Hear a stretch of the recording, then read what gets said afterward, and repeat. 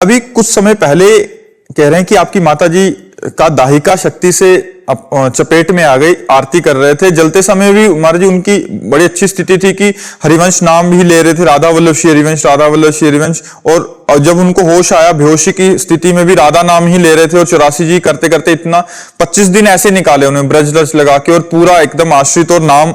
फिर महाराज जी वो पंचतत्व में विलीन हो गए।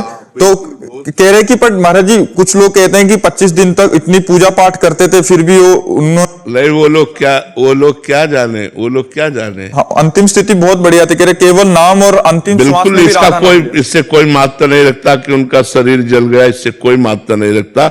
बड़े बड़े संतों की बड़ी बड़ी विचित्र लीलाएं हुई, हम तुम्हें कहां तक सुना। पूज्यपाद उड़िया बाबा ब्रह्मलीन महापुरुष, हर समय ब्रह्माकार वृत्ति, गड़ासे से काटे गए हैं वृंदावन में। ध्यानस्थ बैठे हुए थे, तो उन्हीं के आश्रम में एक रहता था, वो आया तो 2 शिष्य मोर छल जुड़ा रहे थे। बाबा ध्यानस्थ बैठे थे, नीचे प्रभुदत्त ब्रह्मचारी जी की भागवती कथा हो रही थी, तो बाबा ऐसे ध्यानस्थ बैठे थे। वो आया, बोला लाओ मैं मोर छल डुलाऊंगा।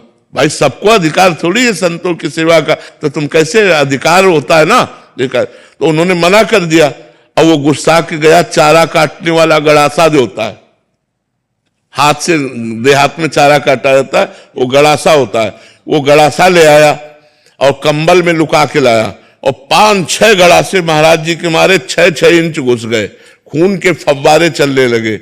अब इतना बड़ा हादसा हो गया। ओम इतना उच्चारण किया और शरीर छोड़ दिया। अब सोचो, जीवन भर भजन किया ऐसे महापुरुष, और अंतिम समय ऐसा उनका व्यतीत हो रहा है। बक्सर के मामा जी बहुत बड़े संत थे, कथा कहने जा रहे थे, एक्सीडेंट हुआ, जोर से चिल्लाए राधा, और बस खत्म। गाड़ी का एक्सीडेंट। कितनों के हम आपको बताए। अच्छा, अगर उनको मान लो 20-25 दिन व्यतीत हुए, मुझे 20 साल हो गए किडनी का कष्ट भोगते हुए, हमें पूरे जीवन भर कष्ट भोगना है, अब जितने जीवन है। अब आप कहो बचपन से भजन में लगे, अगर ये तारतम्य देखा जाए भोगने का, तो इसका भजन से कोई तारतम्य नहीं है। ये पूर्व के कर्मों का परिणाम है। हमें इस पर नहीं जाना चाहिए कि लोग क्या कहते हैं। मान लो कितने ऐसे पापी लोग हैं जिनको जुकाम नहीं होता है, यहाँ बचपन से बाबा जी है, किडनी खराब।